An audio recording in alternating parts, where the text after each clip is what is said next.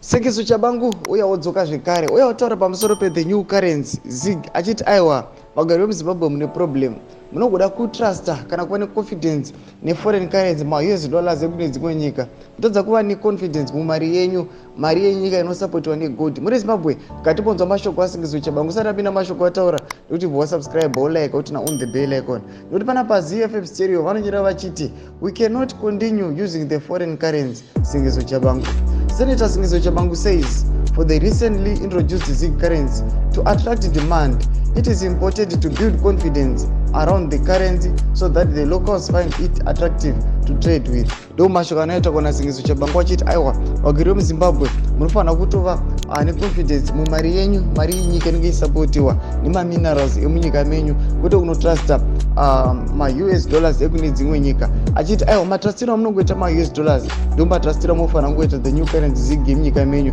Muri Zimbabwe mashoko aSengezo Chabangu aya chimbotiudzai sezvamungozva Sengezo Chabangu mabasa ake munomaziva, muri musoro munhu akaita sei. Chimbotiudzai nokuti haasi kekutanga kumuona achikupa maadvice. Chimbotiudzai munoti kudii pamusoro peadvice yamakuwana Sengezo Chabangu iyi.